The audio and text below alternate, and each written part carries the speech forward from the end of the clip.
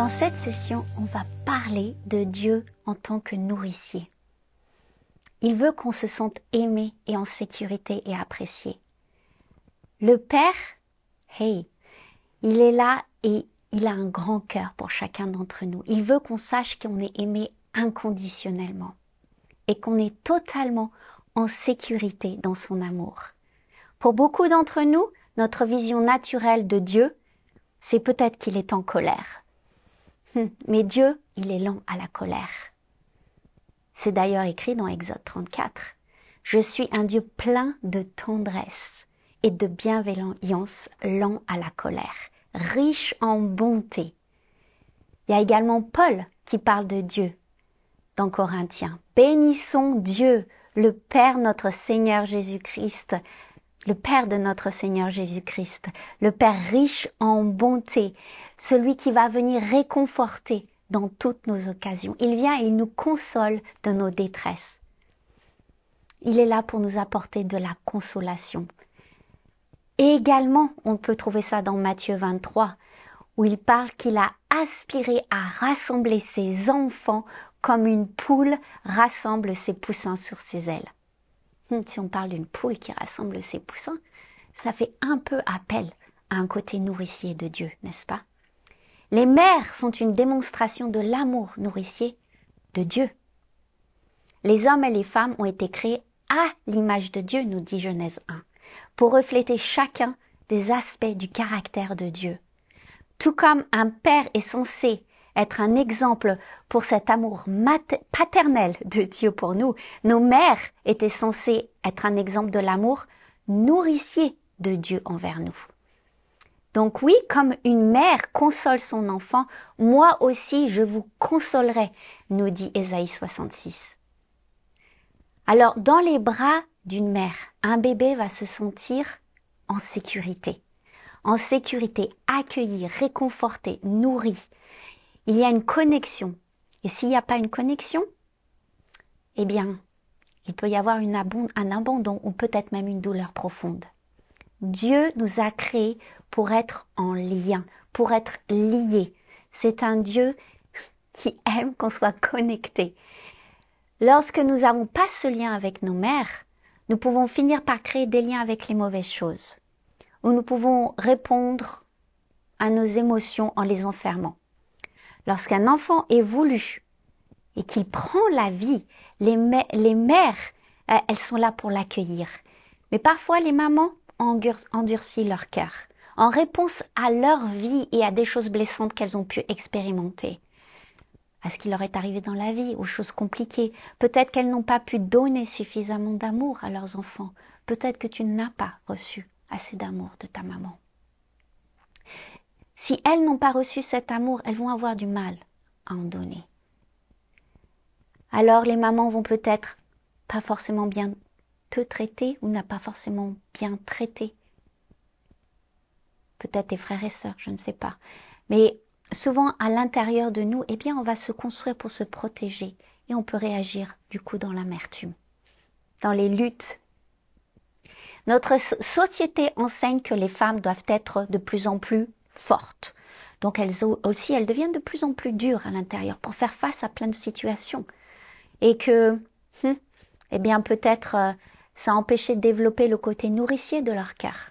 Ou peut-être même te donner l'amour. Ou peut-être qu'elle t'a élevé seule.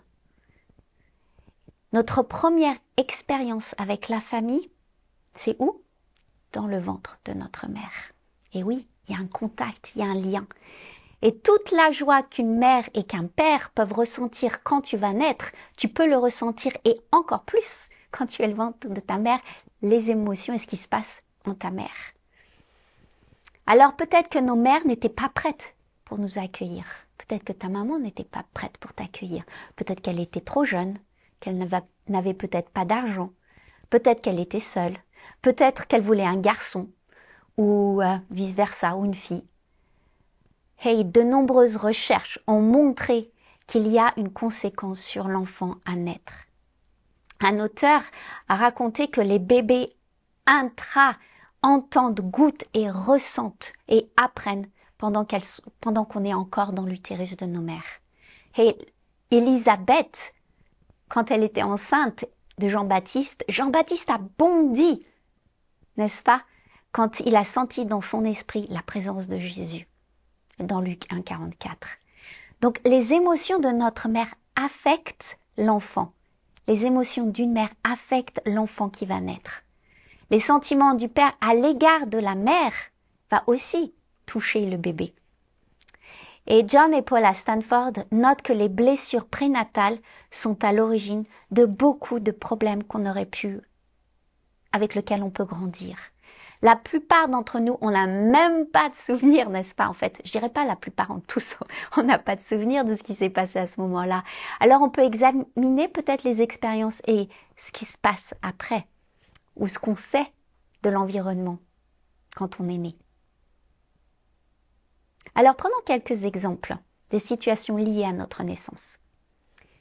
Une situation, c'est lorsque l'enfant n'était pas prévu. Peut-être conçu hors mariage, peut-être que le bébé est né au mauvais moment, peut-être que la maman ne voulait pas du bébé, peut-être que le bébé allait ruiner la vie ou la carrière de la mère. L'enfant alors, eh bien, il peut se ressentir le besoin plus tard de performer, d'avoir du succès pour gagner l'amour, porter peut-être même la honte et la culpabilité, avoir l'impression qu'il est de trop, et même résister à l'affection. Le résultat, c'est que le bébé va pouvoir, même des fois, pas vouloir ou continuer, souhaiter vivre. Résister à la vie. Une deuxième situation, c'est lorsque il naît à un moment où la famille connut des difficultés, telles que des dépressions économiques ou financières. Ah, on n'a pas de sous là tout de suite. Eh bien, le bébé va peut-être pas se sentir en sécurité. Il n'est pas forcément super bien accueilli dans la famille. Il y a pas de sous pour lui. Il ne sent pas en sécurité, rassuré par ce qui se passe. Il va avoir peur du futur. Une autre situation, c'est si tu es né après une fausse couche ou si tes parents ont récemment perdu un enfant. Alors, tu as l'impression peut-être d'être un enfant de remplacement. Et ça peut entraîner des colères excessives. Ou peut-être une profonde tristesse et un chagrin, comme quelque chose qui est là et tu ressens la mort autour de toi. La mort même peut-être dans l'utérus de ta mère. Une lutte pour créer du lien avec ta mère parce que ta mère est ailleurs ou peut-être qu'elle est en train de gérer autre chose. Un deuil ou voilà. Et l'effort du sentiment que tu dois prouver que tu as le droit d'exister, tu as le droit de vivre. Peut-être aussi, quatrième situation, que ta mère était en mauvaise santé. Et en particulièrement pendant une grossesse, peut-être qu'elle a eu peur pour sa propre vie, qu'elle était malade. Et là, tu peux même te sentir coupable d'avoir mis en danger ta maman. Avoir du rejet, que ce serait mieux si je n'étais pas là. Je suis un fardeau pour ma mère. Situation numéro 5, par exemple, c'est lorsqu'un enfant n'est pas le sexe souhaité. Là, il pourrait avoir un sentiment d'échec. Je pourrais jamais plaire à ma mère ou à mon père. Une confusion à propos de son genre et de son sexe. Une honte même à l'égard de qui il est même. Je suis une erreur. Ou alors, une autre situation, c'est que lorsque l'enfant a été abandonné, peut-être que tu as été abandonné pour adoption même. Et les événements, tu vas te sentir dès le ventre de ta mère rejeté, pas accepté, peut-être même souhaiter la mort.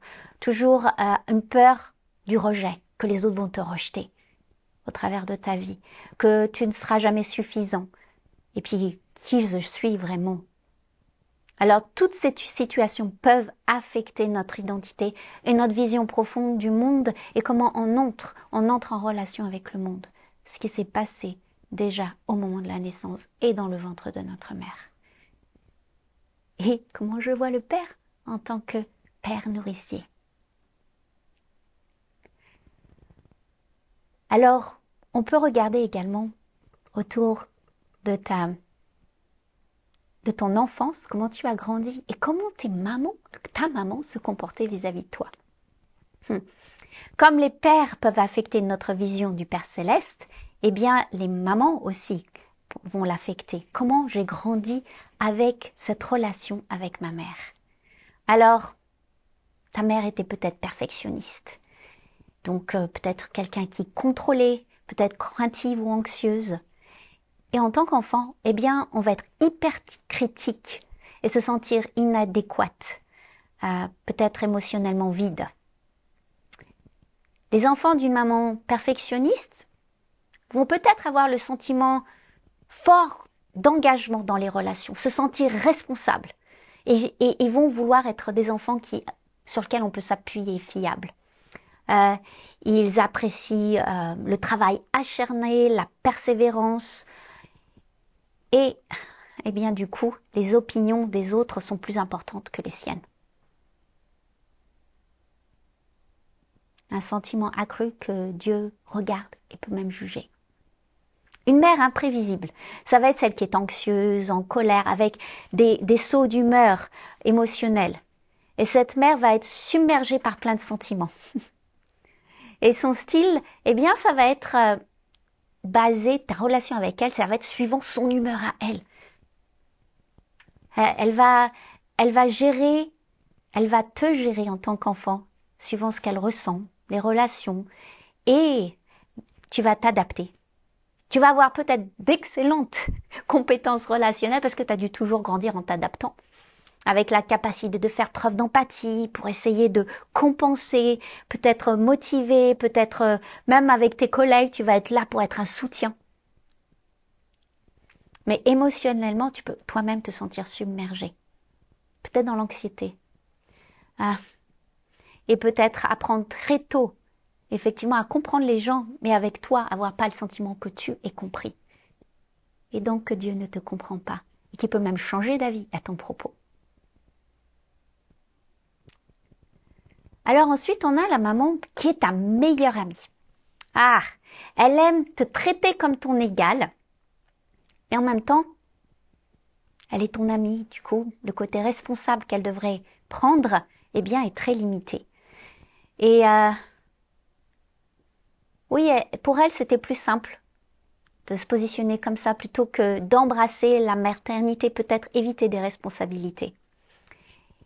Assumer son rôle elle va plutôt avoir ce rôle de confident émotionnel, comment tu te sens, égal à égal, ami, ami, et va laisser effectivement te lancer dans des responsabilités. Tu vas prendre les devants, assumer ton rôle de responsable en tant qu'adulte, grandir très vite. Peut-être, du coup, ta relation avec le père va être négligée par la peur, par qui tu es vraiment, et ce sentiment, ce besoin d'être nourri, en sécurité, tu vas en avoir besoin et va transparaître dans ta relation avec Dieu. Il y a aussi la maman qui est moi en premier. C'est peut-être l'un des styles le plus répandus de nos jours. C'est-à-dire qu'elle a du mal à considérer les enfants comme des enfants séparés. Plutôt va se centrer sur elle. Et l'enfant va être là pour faire briller sa maman, briller sa mère. Extrêmement doué à soutenir les autres. Peut-être que tu vas avoir, toi, un sentiment, tu vas pouvoir soutenir les autres, être perspicace et loyal, très solidaire, capable d'accepter les besoins des autres. Mais pour toi, tu vas douter de tes propres capacités et de ta prise de décision. Peut-être même avoir un manque de confiance en tes propres révélations de Dieu et de qui tu es. Alors la mère complète, celle qui est là et qui apporte un équilibre émotionnel. Elle va être là, elle n'est pas forcément parfaite, on est d'accord, mais elle va être là au bon moment, dans les bonnes circonstances et émotionnellement engagée avec toi. Et indépendamment, t'aider à prendre tes responsabilités dans l'indépendance, en dehors de la maison. Elle va être là quand tu as besoin d'une oreille, elle va être là pour t'encourager. Tu vas te sentir alors aimé, compris, et même pouvoir prendre des risques et rebondir sur ces risques, sans craindre d'être rejeté. Ta capacité à te connecter aux autres et à être apprécié des autres personnes, tu vas pouvoir surmonter ces défis et même faire confiance à Dieu. Alors peut-être qu'en m'écoutant, tu t'es dit, ah oui, ma maman, elle était comme ça. Peut-être qu'il y a des mamans ici qui se reconnaissent. Des fois, il faut se pardonner aussi à soi. J'aimerais qu'on prenne un instant pour pouvoir pardonner à nos mères. Y a-t-il quelque chose que je dois pardonner à ma mère? Quel est le mensonge que j'ai commencé à croire de moi? Comment est-ce que j'ai commencé à me comporter vis-à-vis des autres?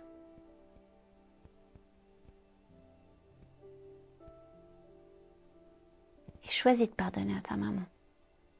Je choisis de pardonner à ma mère. Renonce au mensonge et ce que ça t'a fait croire de toi.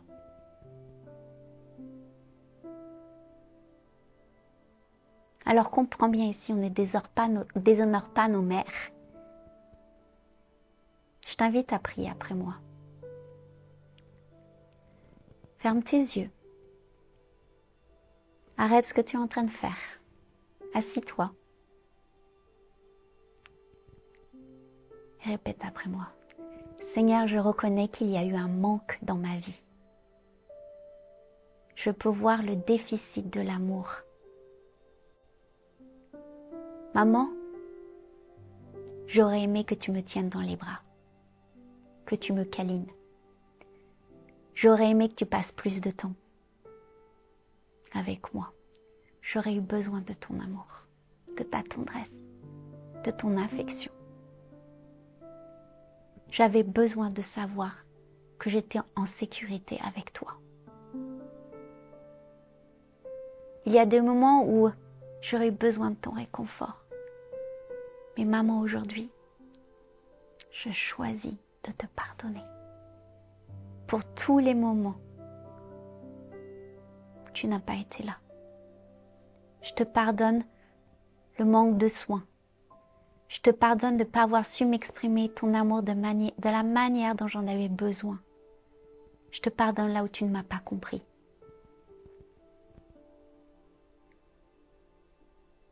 Je te pardonne ton incapacité à m'ouvrir ton cœur d'une manière qui aurait pu m'aider à avoir confiance en moi. Je te pardonne de ne pas m'avoir fourni le contact avec Dieu dont j'avais besoin, le contact visuel, les mots tendres et aimants. Papa, maman, je vous pardonne de m'avoir conçu peut-être hors du mariage. Je vous pardonne de m'avoir fait sentir que j'étais née au mauvais moment. Je vous pardonne d'avoir voulu une fille ou un garçon. Je vous pardonne de m'avoir abandonné pour l'adoption. Maman, je te pardonne la tristesse et la sensation de mort que j'ai ressentie dans ton ventre après la fausse couche ou la perte d'un autre enfant. Maman, je te pardonne d'avoir été malade quand tu étais enceinte de moi. Je te pardonne de t'être préoccupée plus de ta carrière que de moi. Je te libère de tout sentiment ou d'amertume. Je t'honore en tant que mère, la femme qui m'a donné la vie et qui m'a mis au monde. Papa, maman, je vous pardonne de m'avoir rejetée. Je vous pardonne de ne pas m'avoir accepté et me montrer ma valeur. Je vous pardonne de ne pas m'avoir reçu comme un don de Dieu. Je vous pardonne tout ressentiment ou amertume. Et je renonce au mensonge qui dit que toi, Dieu le Père, tu es comme ma mère terrestre. Pas là pour moi, qui ne m'affirme pas, qui ne me prend pas dans les bras, qui ne veut pas avoir de relation avec moi, qui ne m'aime pas, qui ne m'écoute pas. Je renonce à ces mensonges. Qui dis-tu que je suis? Prenez quelques secondes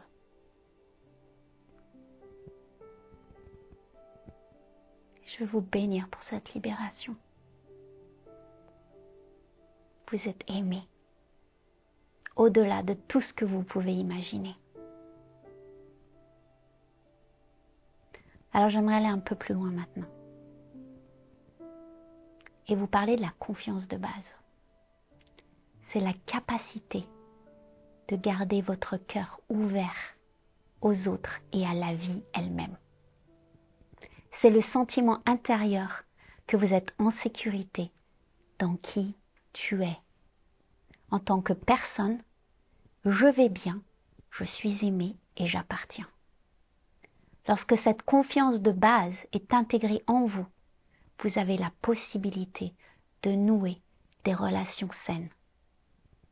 La confiance de base vous permet de montrer et de rentrer en contact avec des personnes d'esprit à esprit et de pouvoir avoir de l'intimité avec Dieu le Père, Dieu en tant que mère, avec les autres. Cela te permet d'embrasser la vie, de risquer, de rebondir, même si les choses ne se passent pas exactement comme tu l'avais prévu. Dans le physique, on apprend à ramper, à marcher, à courir. Et si un enfant peut-être n'apprend pas à se retourner, il peut peut-être avoir du mal à apprendre à ramper ou à marcher. Ça va lui prendre un peu plus de temps. Eh bien, tous ces développements physiques, on a aussi des développements émotionnels. Et si on a manqué cette leçon, entre guillemets, si on n'a pas appris, si on ne nous a pas montré l'exemple, eh bien, peut-être dans la vie plus tard, on aura un peu plus de mal. On a besoin d'apprendre à faire confiance.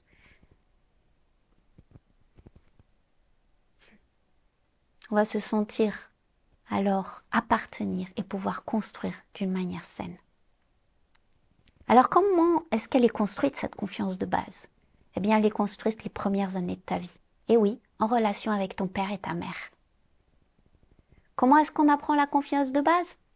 Dans le contact affectueux avec ton papa et ta maman.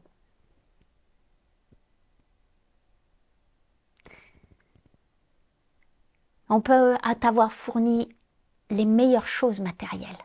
On peut t'avoir fourni, tu peux être allé dans la meilleure école, avoir eu une belle voiture, une belle maison, avoir tout bien. Cependant, si tu n'as pas été pris dans les bras par ton papa ou ta maman, eh bien l'affection, tu auras besoin de la trouver ailleurs. Il y aura comme un trou et faire confiance aux autres, ça va être compliqué.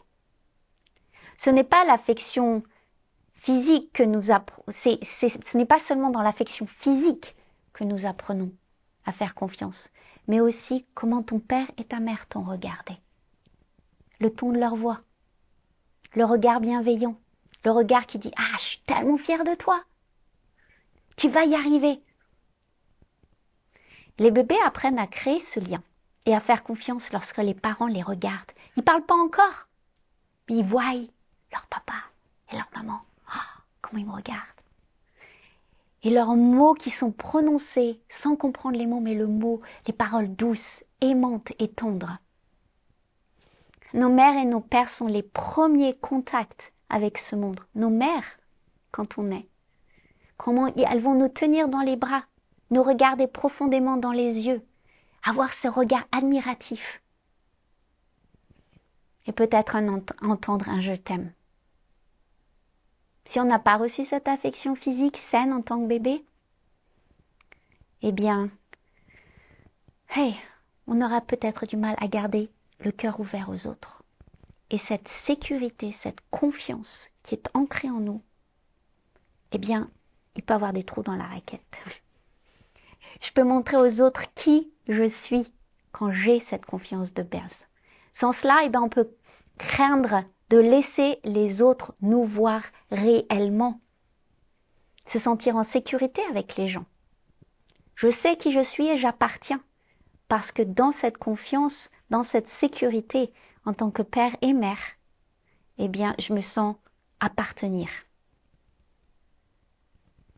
Et je vais pouvoir rebondir, même quand j'ai été blessée, même quand j'ai été déçue, quand elle a été construite. Vous pouvez avoir du courage de vous aventurer dans des nouvelles situations, prendre des risques et gérer l'échec. Sans avoir à dire « Ah là là, qu'est-ce qui va se passer ?» et ne pas oser. Quand je me sens en sécurité, eh bien, vous avez la possibilité de changer de vitesse. Vous allez pouvoir être flexible à plein de circonstances autour de vous. Vous allez pouvoir gérer ce changement dans la vie. Entrez dans les relations intimes.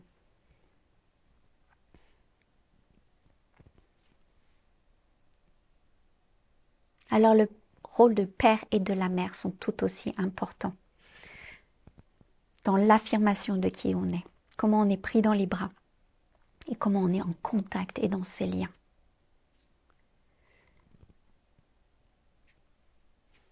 Beaucoup d'entre nous, nous n'avons pas reçu cette affection dont nous avions besoin en tant que bébé.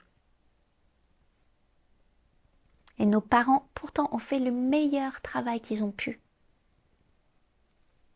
La bonne nouvelle, c'est que Dieu le Père veut te donner cette affection et cette sécurité de base.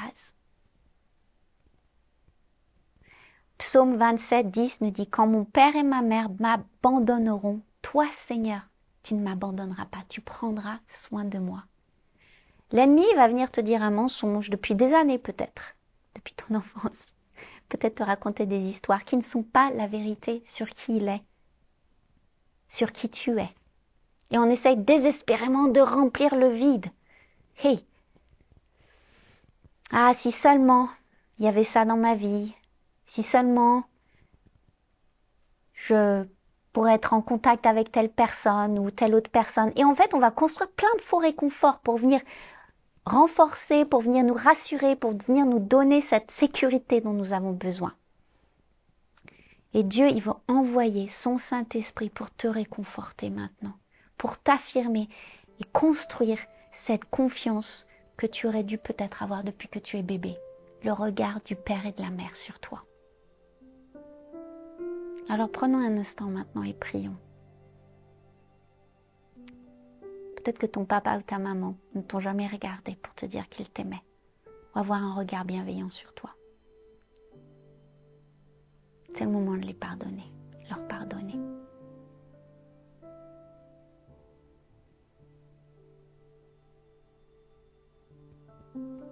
Saint-Esprit vient descendre maintenant et toucher chaque personne.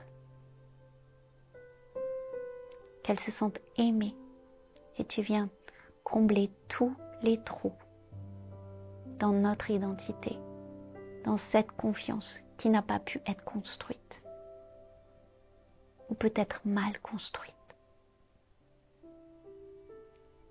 Pardonne notre Père, notre Mère, là où ils n'ont pas su faire. On les libère. Et je te fais confiance. Je choisis de te faire confiance.